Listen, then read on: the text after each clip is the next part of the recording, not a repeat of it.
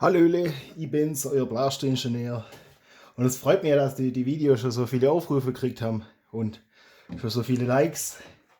Noch mehr würde ich mich freuen, wenn ihr alle den Kanal abonnieren tätet und mir vielleicht auch das ein oder andere Kommentar schreiben tätet. Aber heute wollen wir mal drüber reden, wie es mit dem jetzt hier weitergeht. Die Worker Prophecy, die haben ja letzte Woche gebaut, zusammengebastelt. Das war alles Einzelteil. Und ja, das ist ein bisschen gewaltig, das Ding. Vielleicht seht ihr es, wie das sich hier schon verbiegt, wenn man das da versucht zu spannen. Da sieht man es am besten. Guckt.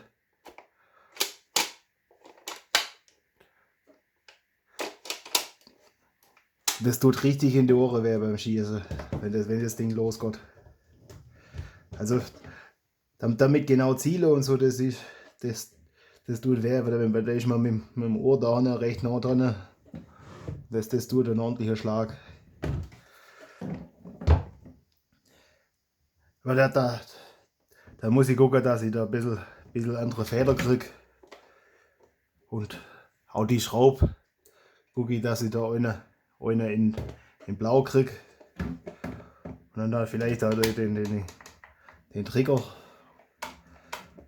dass ich den, ja, das Orange, das gefällt mir einfach nicht. Aber hier das da vorne, auch irgendeine andere Farbe. Also, dass man da einfach ein bisschen weniger Farbe, unterschiedliche Farbe drauf hat. Das Rot kann man vielleicht lassen, das geht vielleicht. Da das innen drin, das Orange, ja, das sieht man noch auch nicht. Muss ich mal gucken, was ich finde. Aber auf jeden Fall braucht das Ding hier da noch ein bisschen leichtere Feder, dass das auch wieder leichter geht und dass man nicht so viel Gewalt braucht um das da und das nicht hingeht, weil das ist schon ein bisschen arg, wenn man da so viel Gewalt braucht, dann verbiegt sich das da. Ja, da gucke ich, was mir so einfällt. Jetzt habe ich festgestellt, der Ohrring hat sich da schon, der Dichtring da drin hat sich schon wieder gelöst. Ja, wenn ich da sowieso den Trigger austauschen will und alles, und dann kann ich das auch wieder richten. Ja, aber jetzt schauen wir, wie es da weitergeht mit dem.